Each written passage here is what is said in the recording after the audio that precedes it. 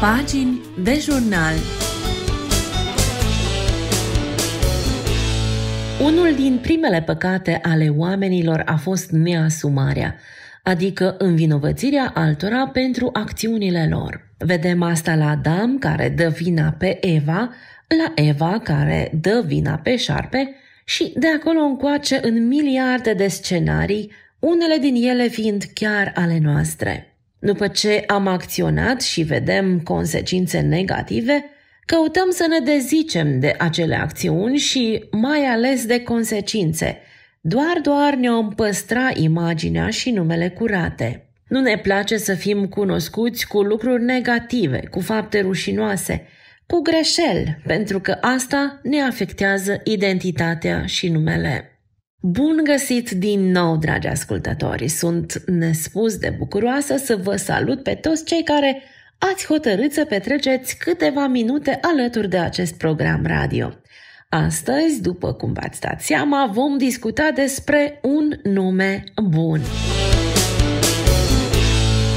Involuntar, o mare parte din viață sau foarte conștient și planificat o altă parte a vieții, vrem să ne păstrăm un nume bun și, în același timp, avem bătălii imense cu tentații care au potențial imens de a ne strica frumosul nume.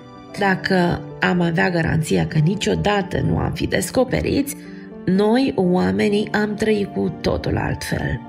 Ne-am permite și lucruri pe care astăzi nu ne le permitem pentru că s-ar afla.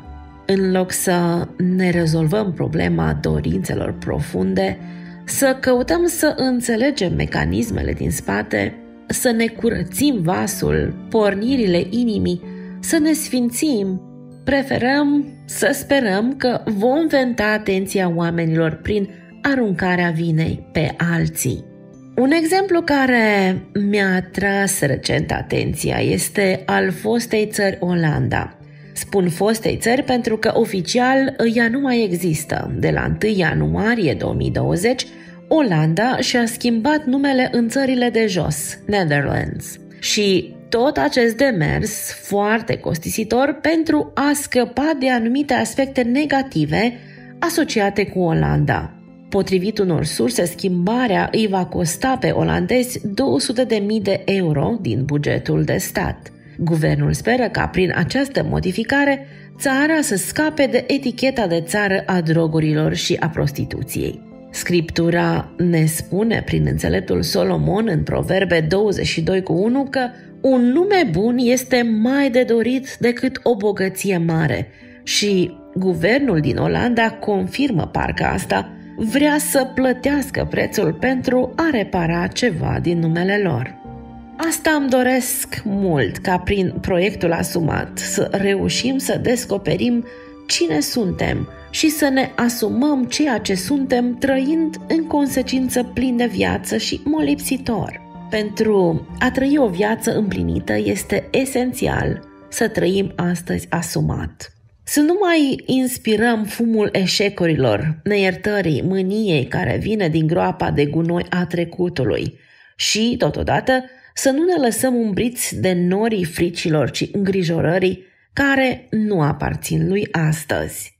Suntem soți, soții, fii și fiice, trebuie să ne conștientizăm statutul și să trăim la maxim viața cu beneficii și responsabilități. Suntem angajați să trăim această identitate la lucru, făcând tot ce este mai bine acolo, având relații bune, aducând valoare companiei care ne-a angajat. Suntem membri în biserică, să ne asumăm atunci și această responsabilitate, aducându-ne aportul în biserica unde ne-a pus Domnul. Neasumarea este una din cauzele majore de păcat și rău din lume. Multe păcate și rele, cred, nu s-ar mai produce dacă oamenii ar trăi asumat, dacă ar face doar ce le revine lor să facă și ce le face cinste să facă. Nu am mai avea furt, minciună, curvie, ură și toate păcatele relațiilor interumane. Numai faptul că cei ce încalcă legea de orice fel se ascund ne relevă acest adevăr.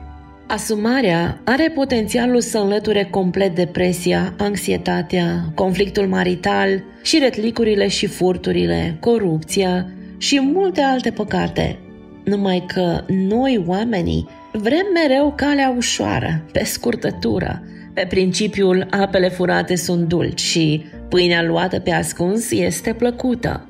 În adevăr, un nume bun este mai de dorit decât o bogăție mare și noi avem un nume bun, numit de Iacov frumosul nume. Ce facem cu acest nume? Cum îl protejăm? Cum îl păstrăm pentru a nu trebui să-l spălăm mai târziu? Cât de odihnitor, liniștitor, eliberator este să trăim asumat azi. Nu trebuie să ne ascundem, nu trebuie să ne sprijinim pe sute de minciuni, nu trebuie să ne temem, nu trebuie să fugim. Nouă, ni se pare mereu că prin șiretlicuri putem avea avantaje, dar cea mai directă, scurtă, eficientă cale în orice poziție ne-am afla este să ne asumăm viața și să nu facem compromis de niciun fel. Numele nostru bun cât valorează? Haideți să ne gândim la aceasta până data viitoare, când ne vom întâlni la o nouă pagină de jurnal. Pe curând!